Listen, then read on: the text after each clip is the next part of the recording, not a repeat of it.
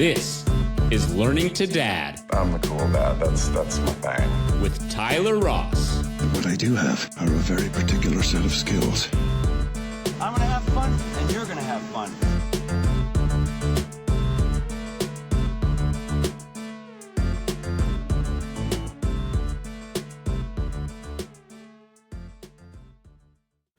Oh, Augusta, Georgia, great. Yeah. You make it over to the golf course and watch the Masters every Yeah, night? people think that because you're in Augusta, you're there all the time. I've been on the course a couple times. The last time was, at this point, it's been, 11 years, 12 years almost. I used to run a parking house for a lady. Her, clients were Toyota, Pioneer Audio, big oil companies. They'd send their execs in. Mm-hmm. So she ran a hospitality house. I did the parking for her.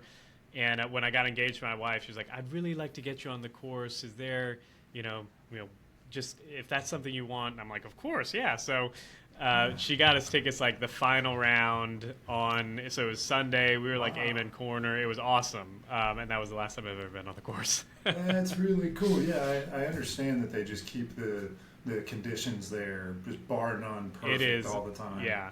I'm not into golf, but I tell people all the time, you want to get out on the course just to see how they manage it. One of the years we were there, we had a big storm, a tree fell on a bathroom, and the next day they had planted a fresh, full grown longleaf pine. They had rebuilt the bathroom. It was incredible. Just achieving that level of service is so much work, and that's just amazing. Even making the sandwich wrappers, green, so that you don't see them when you're on TV is really cool. Yeah, I'm not much for golf either, but I can appreciate when somebody does something at a really high level. Yeah, they're doing it to a very high level for sure.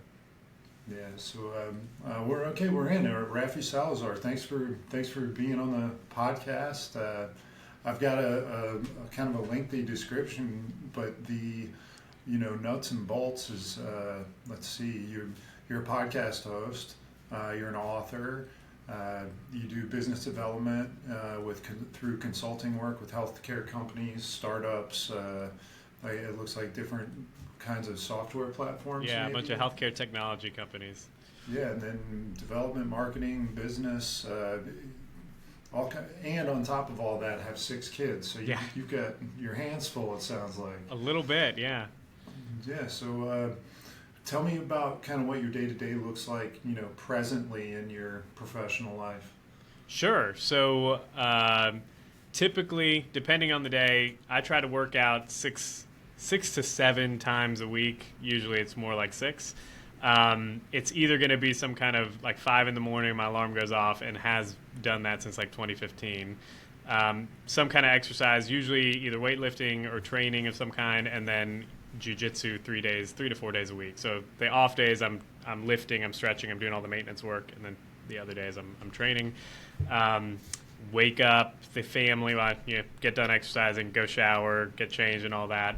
Pray for a little bit, and then the family wakes up around 7-ish. The kids start, creeping out of all the crevices, and we do family prayers. I do breakfast with them, and then get off to the office around 8-ish. I'm here till about 11:30 or so. Go back home for lunch.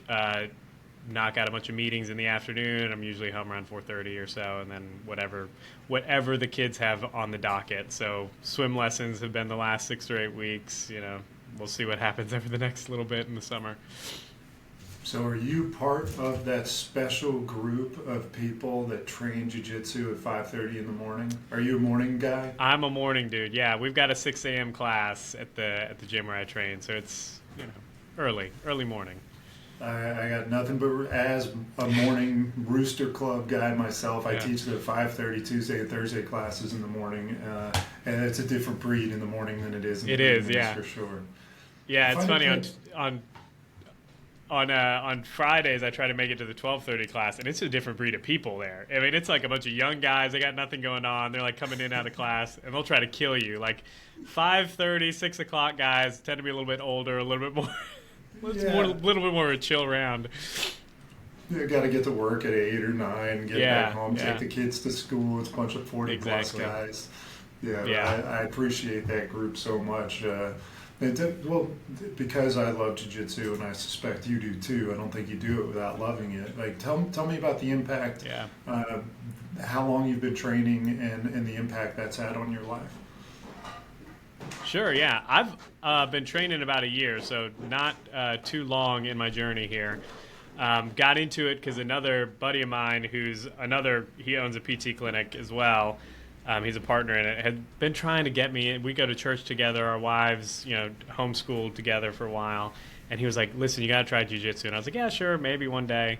But on the PT side of things, people are like, if you do jiu-jitsu, you're going to get injured, you're going to have surgery, all that kind of stuff.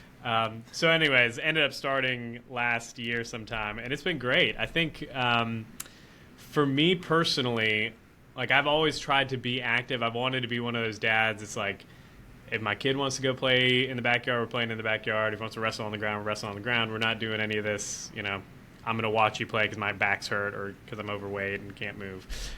So I've always tried to keep some kind of physical activity going, and I did just get burnt out on running. I did one of my clients was in the healthcare tech space, was doing like a AI training. It was individual training for runners, and it was like you were running 5 times a week. You were running all kinds of intervals and stuff. I just got burnt out. I was like, well, I need something else, and I wanted something that was physically demanding, challenging, and like where there was a high rate or a high likelihood of failure at the beginning. And the reason for that really was just being an entrepreneur or a business owner. Like, there's a lot of lessons you learn failing at things that are totally unrelated to business that translate over to the work life. So jiu-jitsu just happened to be, you get smashed for your first 6 months training, right?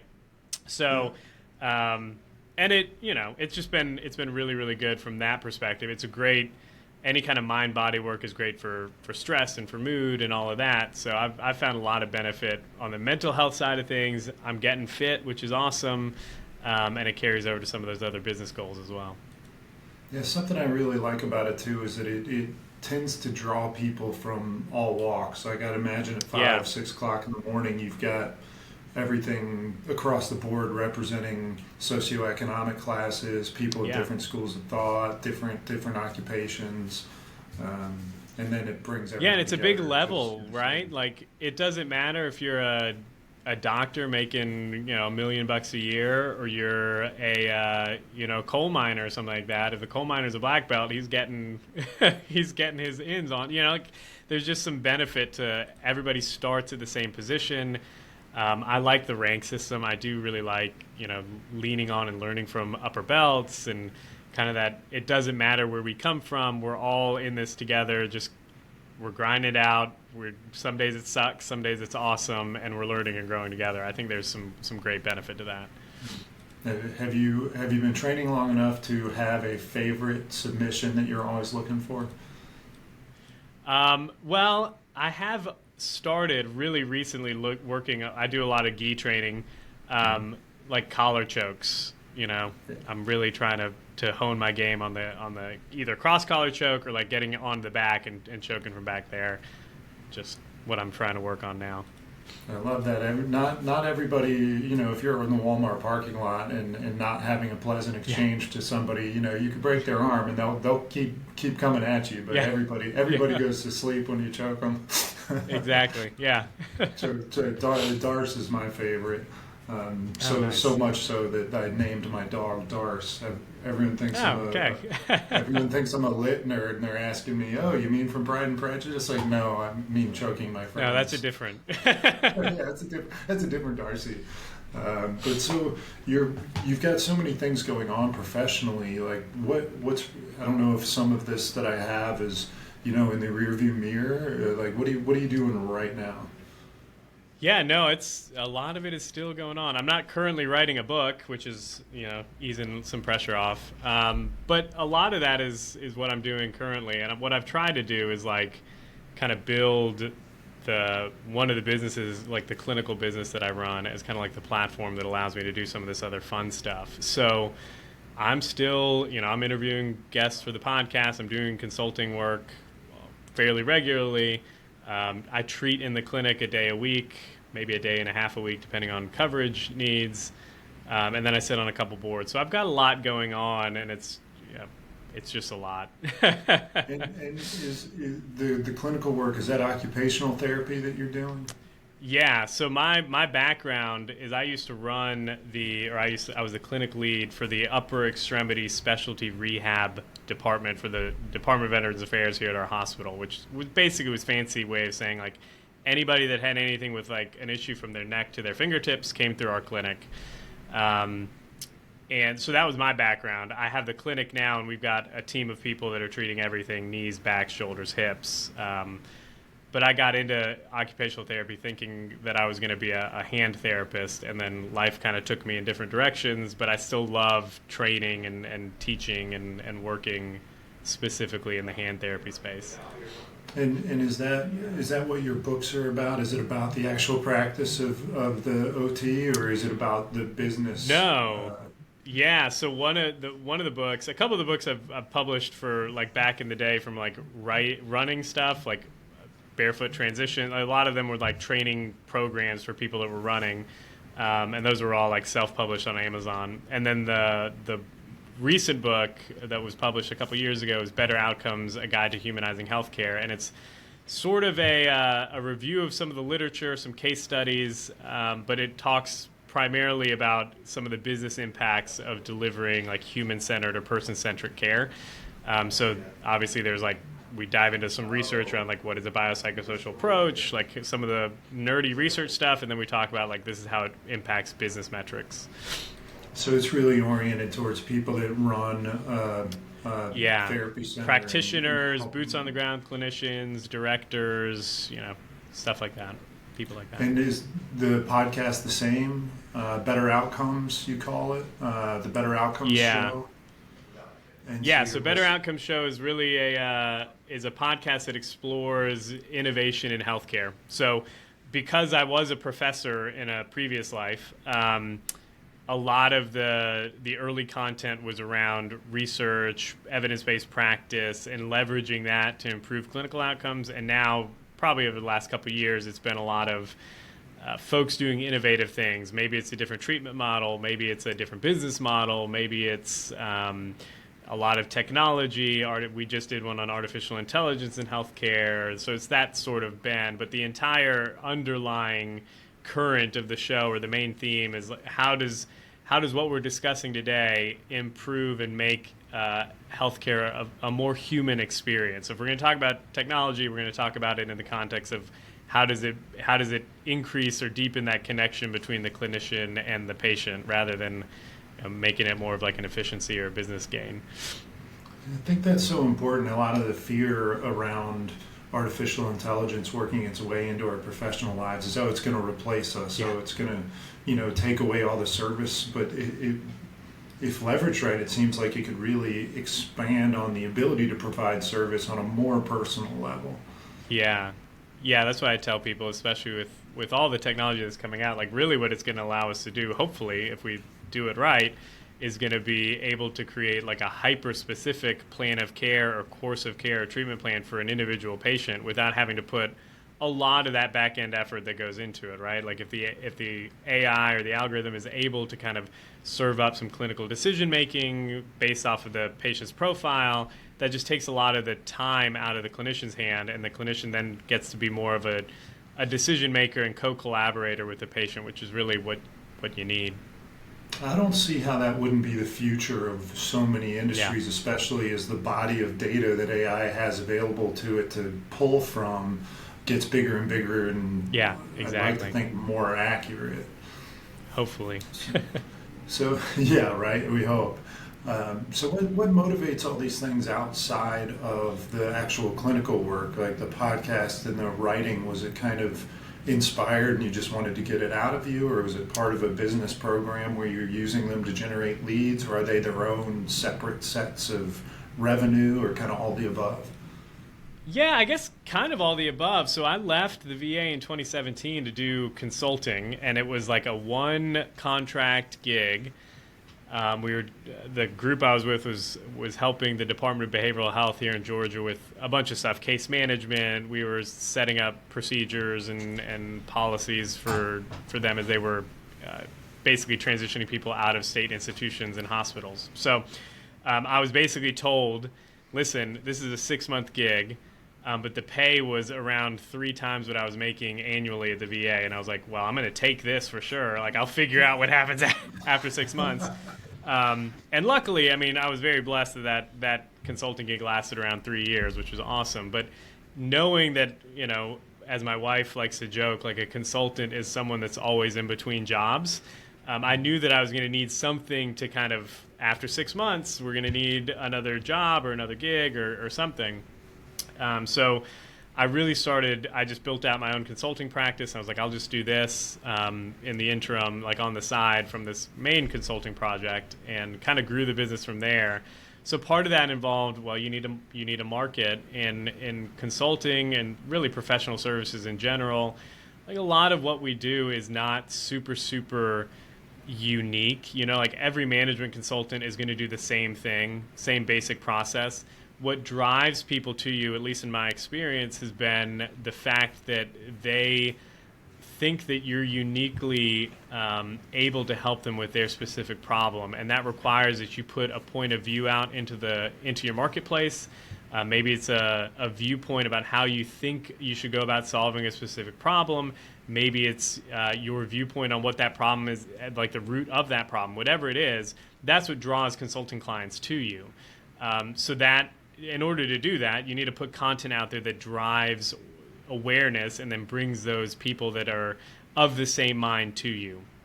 So early on, I started writing, I started doing the podcast, and it was all really focused on kind of clarifying my point of view, because I think writing is a very good medium for just clarifying your thoughts and kind of challenging them in the marketplace of ideas. And that's kind of what started it and kind of grew from there. So how risky is that? I know there are some, you know, the famous Michael Jordan line was, you know, Republicans buy shoes too. So he never came out in support of any particular candidate or party. And did you feel like you were taking a risk when you were putting your point of view out there and like subjecting yourself to a lot of public criticism? Yeah, I mean, maybe a little bit, but my way of looking at it is like especially in healthcare, like healthcare is, no matter where you sit, and none of what I write is political. I'm not a political person at all. I feel like people are going to be what solves a lot of the problems, not the government. But no matter where you sit politically, everybody can agree that healthcare doesn't work. Healthcare, especially here in the U.S., the way that we run it is broken in some way. So then it's just a matter of identifying what we think that problem is, and that's kind of what I leaned on, was not so much like this policy is going to be what fixes healthcare, but really like these are the functions, or the system is creating these incentives. These incentives are causing some of that problem. This is how we can get around it. And that was like some of the early writing, the early point of view was all about, and that's kind of why I landed on person-centric care. Now, person-centric care is not unique to me. It's not not like discovering a new sun, but my point of view around it is, right? Like that's something unique to me, and that's what drives people to me. So people early on, my early consulting clients were people that were running practices, they were feeling burnt out maybe, whatever it was. And they knew, like everybody knew that this was the problem. I was calling it the ultimate patient experience blueprint at the time. The patient engagement, patients canceling and dropping off was a big problem for practices. So as an example, that's the big problem. Patients are canceling, you're not getting paid because they're not showing up. There's like 50 different ways to solve that problem, right? So my point of view informed how we solved that problem for our clients. And it kind of grew from there, right? So it wasn't anything like super, maybe some people thought it was controversial, but it wasn't like anything totally, like I'm not going to get blasted on Twitter or canceled for saying that patients need to show up to their appointments, right? Right. Or like if you pull this lever, you know, you'll get patients to show up and become engaged and some of that stuff. So I think it kind of depends. If I was in a different industry, maybe there would have been more of a risk there as far as like polarizing people, but a little bit of polarization too is not super bad from a marketing perspective, right? Yeah, it certainly gets eyeballs on, and that's really what marketing is, you know, attracting attention. So you left the VA in 17, and you struck out on your own, doing your own thing, and you've since started the podcast and writing books and sharing your point of view. That was 7-8 years ago. How old are your kids? With having 6 of them, I'm sure one of them's older than 8. Yeah. Not much older than 8. So we've got a 9-year-old, a 7-year-old, a 5-year-old, a 4-year-old, a 2-year-old, and then our baby is 3 months old. So we've got them all kind of stair-stepped in there. Yeah, and are any of them born within the same 12-month period? No. We're my sister and I actually are Irish twins. I was born in September of '89. She was born in August of '90. But no, we're not that crazy. Yeah, my kids were both born in September, a year apart also. So that's why I asked. I had to get the Irish twin phrase out of one of us. So you went from pretty secure position to rolling the dice with consulting, and you had 1 kid and probably a pregnant wife at the time, or 2 kids and probably a pregnant wife at the time, because she's been pregnant since like the mid 2010s. So can you talk about like the decision to go out on your own? And I mean, you had the strength of that first consulting gig, but like changing careers when you're getting ready to completely flip upside down what your family looks like can be unsettling. Can you talk about like how that felt and the confidence you had making that transition? Yeah, I mean, I always tell people, like, I heard this once on a different podcast, and it totally resonated with me. Like, the key to success is marrying well, and I married way out of my league. So it definitely would not have happened without like a supportive, trusting spouse who was like, I'm gonna back your play here. But when we first got married, my wife and I, we had a little bit of student debt, but I told her that down the line I always wanted to be a business owner. So we knew that was going to be like on the roadmap. We just didn't know what it was going to look like. So that part of that meant that, in my mind anyways, I was going to mitigate as much risk as possible, which meant getting rid of debt and becoming highly liquid in my investments and what we had savings-wise. So even when we were poor, newlyweds that didn't really have a whole lot to our names, we were paying down debt and stashing money away. So before even that consulting contract came along, we had 8 or 9 months worth of living expenses put away in a savings account. We had no debt to speak of. We had paid off our student loans in about 3 years, give or take, before my wife stepped away to be at home with the kids. So we kind of went into it with this position of like just being a little more solid on a financial footing, which kind of gave me like the peace of mind. Like I wasn't going to be waking up freaking out about this bill coming or that bill coming, because we knew we had money in the bank, and that was a big piece for us. The other piece of the decision making was kind of understanding where we were and where we wanted to be from a lifestyle standpoint. I wanted to be one of those dads that was able to be home with my kids, or not like all the time home with my kids. I'm not going to be a stay-at-home dad, but but I wanted to have the freedom to like not miss a baseball game or not miss this, or be able to cut out of work a little early and do that. And the VA would have been a pretty decent place to do that from like an annual leave standpoint, from having the ability to have time off in big chunks. But I wanted kind of a little bit more flexibility, and to me, like I wanted something that we're in the knowledge economy. Like I should never have to be tied to a desk 9 to 5 just because of the way work is now, right? Like if you're delivering some kind of expertise or knowledge, it can be done kind of wherever, a laptop and an internet connection, and you can be making money, right? So that was kind of like the basis. And then this consulting contract came up, or the opportunity came up, and my wife and I just had a conversation. We're like, listen, like this is kind of takes us a step forward to where we want to be. My goal had always been like the first 10 to 15 years of my career, I was just going to crush it as hard as I could, working late if I needed to, in order to kind of build that footing. And we just happened to be lucky enough to we had no big medical emergencies, no big expenses come up and hit us, that we were able to kind of get on pretty stable financial footing to make that leap early on. And then again, because of my risk tolerance is a little more so than my wife's. My wife's is very she's very risk averse. So it meant that, I was making at the time, 18, 20 grand a month on this consulting gig. And we were living off of like 5, right? So a lot of it was just getting socked away. And that was kind of just an agreement we came up with. Like, this is what's going to help you sleep at night. This is what's going to help me sleep at night. We're both kind of moving towards this same goal. And we're just going to kind of move the puzzle pieces around to make it peaceful, right, as we did it.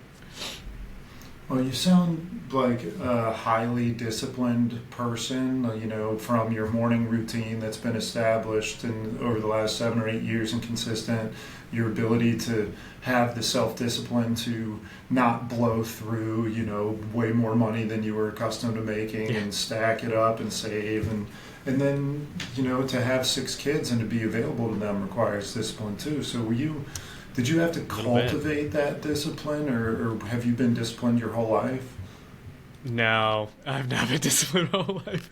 I think it takes intentional cultivation. Cultivation is probably the right word. So, I think I went through the same phases that everybody else goes through, like as a high schooler and college student, like sleeping in late, doing minimal work. I was very lucky early on in probably halfway through undergrad to connect with a friend of mine who at the time was quitting his lucrative career in business development for a big networking company and going out on his own to start a marketing firm. So that just involved, a few late nights drinking some whiskey and talking about business and just kind of the idea of business and the philosophy of business. So part of what came out of those conversations was he was very big on, you have to be disciplined in the way you're doing marketing. You have to be disciplined in the way you're managing your business. And part of that requires personal discipline in, like, if your personal life is falling apart, the business is going to fall apart, right?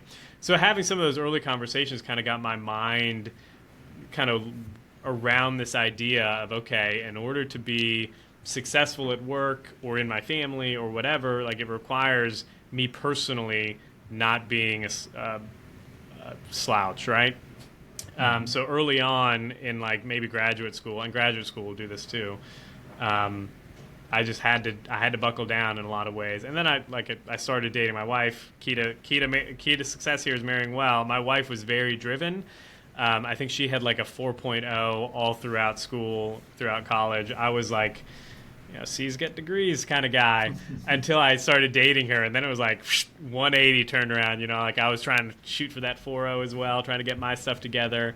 And that was probably a big part of it, was kind of understanding where I wanted to be in life and what that required of me, right? Like, it wasn't going to be an easy ride.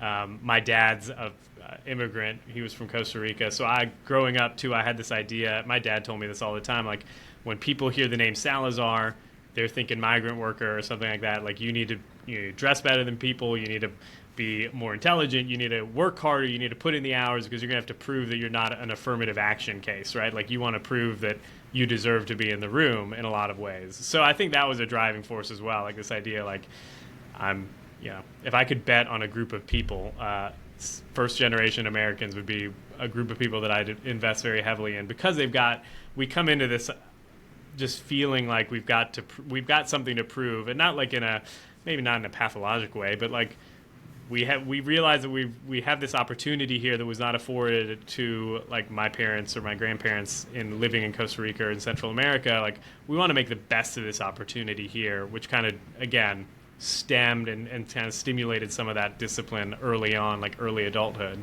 which is kind of just carried on. And I feel like at some point, when it becomes ingrained, when it becomes habitual, like, people think like it's a big discipline to wake up at 5 o'clock. Well, not if you've been doing it for 9 years. It's just kind of what happens now. Like, even if my alarm's not on, my eyes are popping up at 5 a.m. just because of, like, my biological clock is doing that, right? So if you can build it into the habits, I think you're solid there too. Yeah, I think turning discipline into a habit is really key there. And I want to ask you about other people. And I don't want to leave anybody out, but I'm going to ask you to talk about maybe one of the first person that pops into your head, because you talked about Sure. getting your act together with studying and being inspired and motivated by your future wife at the time. Talk about your dad giving you inspiration and advice on how to rise to the top with respect to business. And then you've got your friend who you had whiskey with that helped you with marketing and business building. But how about like parenting and the role that the village plays and the people that have impacted you on your perception of parenting? Yeah, I think it is huge. So my grandfather, who is still alive, very blessed to have him around, my mom's dad, was a vascular surgeon, and he, growing up, I remember him. He was the only vascular surgeon in a small town in Ohio, Steubenville, Ohio, which is where I was born. And so he was always he had his practice, and he was going to the hospital and doing all kinds of stuff. But he was very intentional growing up about like making time for the family, right? So for him, like the whole reason he was a vascular surgeon almost is the way, like obviously he thought there was a vocational aspect to it. He wanted to help heal people, but the business piece of it, the work piece of it was all a means to an end for him, and that end was his family. And that rubbed off really early on me. We moved away when I was 6. We moved down to Augusta. They ended up following us down, but for the first 8 or 9 years or so, my grandfather still had his vascular practice up in Ohio. So in the summers, I was the oldest grandson, so they sent me up there, and I was able to spend some time with him for 4 or 5 weeks before the family came up. And there were just a couple times sitting in the car, driving in between hospitals or in between clinics. This is back before there was a big security deal around, even from before COVID precautions, just HIPAA compliance and all that kind of stuff, where I was able to follow him around in the clinic. I was able to kind of go wander through the hospital with him on rounds when he was seeing patients. It was just a little bit more of a free time. So I spent a lot of time with him, and we just had a lot of conversations about he was, even at that point, I was 6, 7, 8. I was not super intellectually advanced, right? But he still took that opportunity to bring up topics around, I remember very clearly driving, he had a 69 Super Beetle, driving between East Liverpool to Steubenville, Ohio, in between a couple, maybe a hospital that he was at and his home or something like that. And he started asking me about what I wanted to do when I grew up, and I said, well, I'm going to be a surgeon or something like you. And he kind of guided the conversation and was like, well, what he reframed it from what you can do. He was like, obviously you can do that if you want to. But he was like, what do you want out of life? And I was probably 8 or 9 at the time. What is your goal? And I said, well, my goal is to, get married, have some kids, have a big family, have a family that I'm able to spend a lot of time with, like you are. And he kind of stopped and was like, listen, this is what is required to be a surgeon. He kind of laid it out. And I wanted to go into neurosurgery. I was like, I'm going to one up somebody here. And that conversation, just putting everything, flipping it's on its head, instead of being what do you want to be when you grow up, to what are your goals and your priorities in life?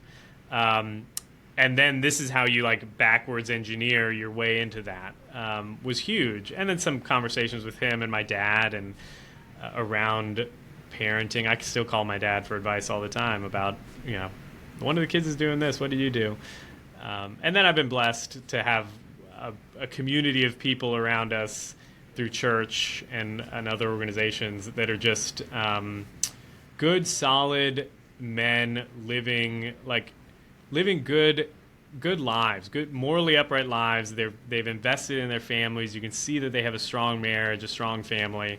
And I lean on them all the time.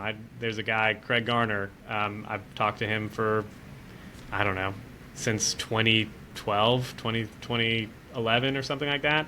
And we still talk about what's going on with the kids, is what's going on with the wife. And having people like that is just super valuable, because nobody can parent by themselves, right? There's a reason for the vast majority of human history. It was multi-generational homes and groups and villages were kind of rearing the next generation. I think there's a lot of value to that can't be overlooked. Yeah, and you talk about having that strong memory with your grandfather as an 8, 9-year-old, 7-year-old. Have you had any super memorable conversations with any of your kids that kind of strike that same heartstring or memory string that conversation with your grandfather did? Yeah, I think, those conversations like that with my grandfather kind of like come to my mind every now and then when I do get asked questions by my kids. Now, my kids are not super old, but I do have like a 9-year-old and a 7-year-old. And I remember we do one weekend out of the year, we go into the mountains. It's like totally off grid. It's awesome. And this year was myself, my 3 sons that were 9, 7, and 5, and then my father.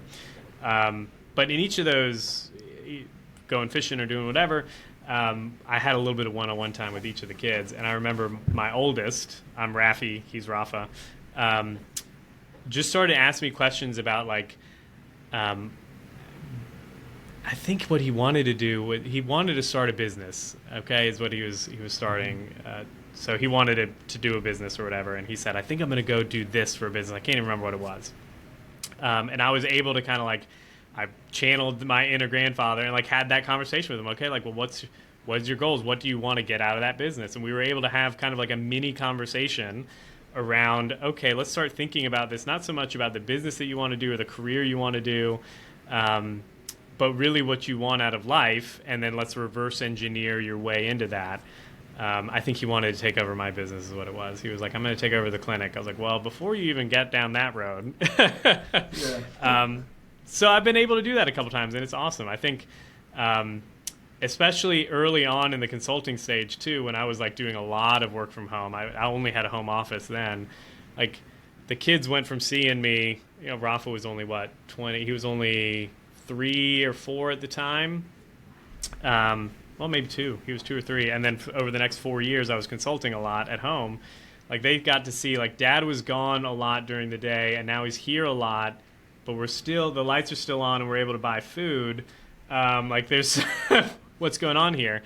And early on, when he was getting like 6, 7 years old, talking with him about like, well, this is how it's working. And I've always been a pretty open book about a lot of stuff. So like my kids ask about the business, and I'm pulling up like the P&L sheet, and I'm showing them how it works. I'm showing them, like, my 5-year-old was in here this morning before this call because he was sick. He's hanging out with Dad at the office, and I'm doing all our payer mix financial reporting for the clinic. So he's like, what are you doing? And I'm like, well, this is what I'm doing. Here's a spreadsheet. This is a graph. We're talking about it. So I'm trying to do my best to kind of like just make it part of our conversation. So it's not like this big, or our relationship. So it's not like this big, I need to ask Dad this advice. I just want it to be like an open, like constant conversation about life, about what we're doing.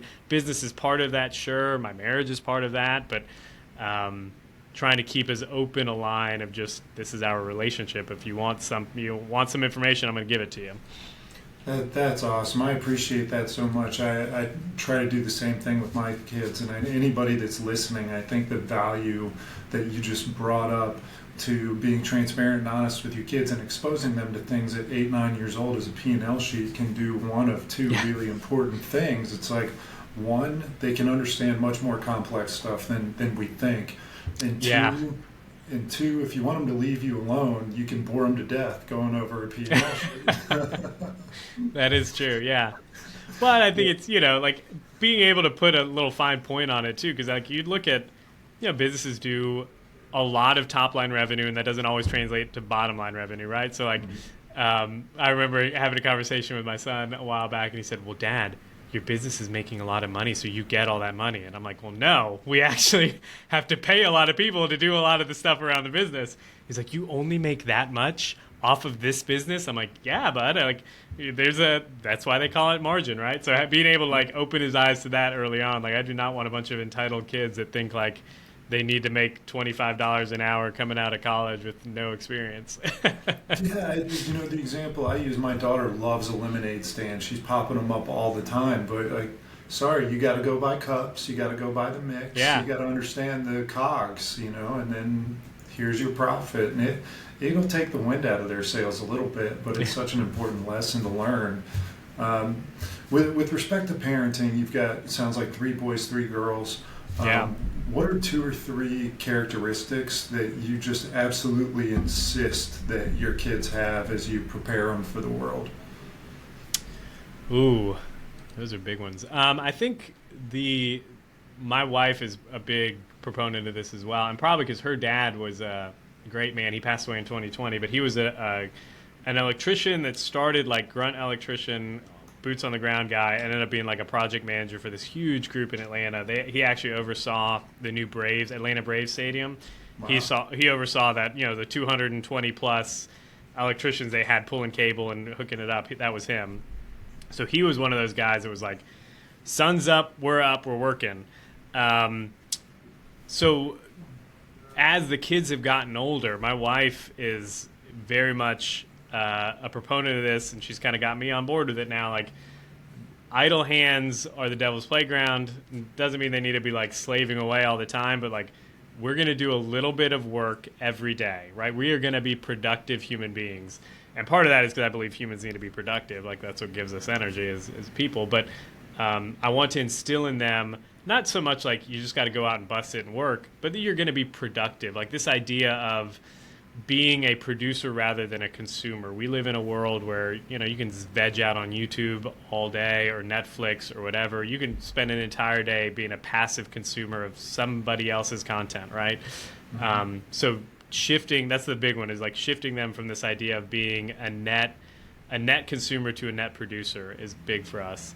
And then the other thing is teaching them like just a general respect and responsibility are probably like too general, but the idea that there are people that are older than you that have come through this before, and you owe them to some extent your respect. You're going to listen to what they have to say because they have something to teach you, right? Like doesn't matter really who they are at some level. Like if they're older than you, they've probably experienced something that you haven't, and it's worth exploring and taking those experiences and learning from it. I think a lot of what benefited me early on was that I've considered myself I've never had like a one core social group. I've kind of been here, there, and everywhere. And what that's allowed me to do really is kind of like get this wide varying experiences from different areas. And I think that the two things that I really want my kids to get are that being a producer over consumer, and then just kind of like having a respect and a responsibility to learn from everybody they come in contact with. I love that. I think that's a great answer. I harp on the producer versus consumer thing also. If nothing else, we got to contribute more than we take away. I don't know what we're doing here on this planet in this existence, but if we do that, I feel like that's a good baseline. So Rafi, I'm going to hit you with a couple of rapid fire questions. Sure. So we'll go back to that characteristics question, but instead of the characteristics you want to cultivate in your kid, let's build the perfect dad, and we're going to lay the foundation of 2 or 3 adjectives you would use to describe the perfect dad. Sure. Adjectives. I would think like emotionally resilient would be one for sure. We're going to go with 3 here. I would think, so emotionally resilient, disciplined. We've already talked about why. And then maybe, well, not even maybe, we'll just put respectful in there. Respectful of the people that they're in contact with. So that would be my 3. Emotionally resilient, self-disciplined, and respectful. Is there a skill that you're excited to teach all of your kids? Yeah, I don't know if I've really thought about it. My wife and I are both musicians. I think we would be really excited if one of our kids did that. One of my kids is training jiu-jitsu. I think a lot of the life skills that we had growing up, maybe, like we're in the garden a lot. I don't know. I think it's more of an idea, I would think, that I would want to pass on to them, like this idea of personal development. Like I was very blessed. My dad, no matter what we got into, he was all about it, right? Like we got into soccer, we were going to be the best soccer player because dad was going to support us through it. Like that's kind of what I want to teach my kids. Maybe not a specific skill, but the idea that if you're picking up something, like it's worth developing your skills in it. I think that's great. Real or fictional whether it's from a TV show, a book, or someone in your life, is there a father figure that you've always admired? Yeah, I mean, I think I've mentioned my grandfather, my father are two awesome ones. I think fictional, I'm a big fan of, one of my favorite books is The Alchemist by Paulo Coelho. And there's the alchemist in that book who is kind of like the mentor of the main character, the protagonist, is great. I've always thought that that's an awesome book. Cool.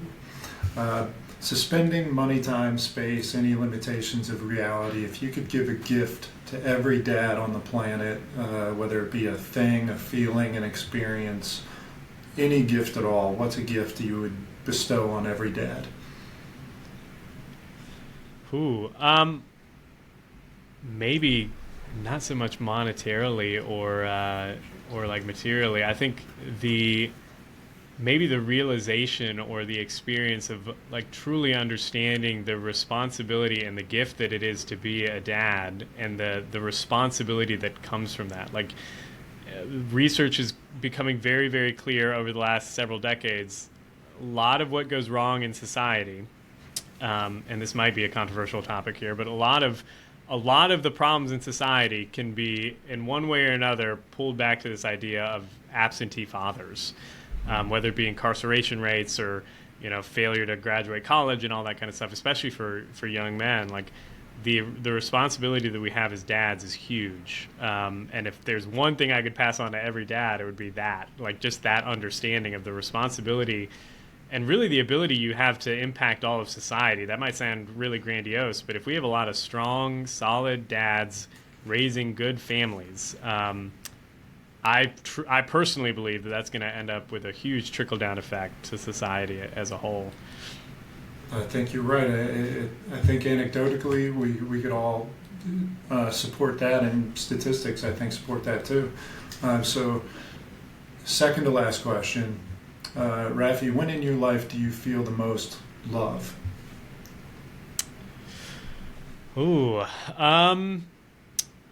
Well, maybe this is just because of my time in life, my state in life. We have a 3-month-old. So sitting, it was probably maybe a month or so ago, and she was in the middle of she's not sleeping because it's the middle of the night and that's what babies do. Mm-hmm. It was 1:30 in the morning or something like that. Natalie was super tired, so I was like, well, go to bed. I'll walk the baby to sleep, which basically meant I was walking 1.5 miles in my living room while this baby fell asleep. So walking there, and I was like, it's tired. I'm tired of walking. I'm going to go sit down in the rocking chair. And just sitting there, holding this tiny little human who has, no way of providing for herself at all. She's totally helpless. I think is one of those moments, just holding a baby in the middle of the night when you're dead tired. You got nothing. You feel like you got nothing left to give, but there they are still waiting. Waiting on you is super big. All right. So before I ask you the last question, would you tell anybody listening where they can find you, your Instagram, website, podcast, books? Sure, yeah. RafiSalazar.com is the easiest place. That has links to everything, to LinkedIn, to the consulting website, to the clinic website, everything. RafiSalazar.com. Awesome, easy. And then in the event this recording lasts for generations and that 3-month-old has a great-great-great-grandchild that, of course, you and I will be long gone, but this recording undoubtedly will be here. What's a message you'd give to every Salazar generation to come? Yeah, I think it would be just be mindful of your responsibility to your family and then to society as a whole. We have a responsibility to work to make sure that this world is a little bit better because we were in it. That's perfect. Thank you, Rafi. Yeah, thank you.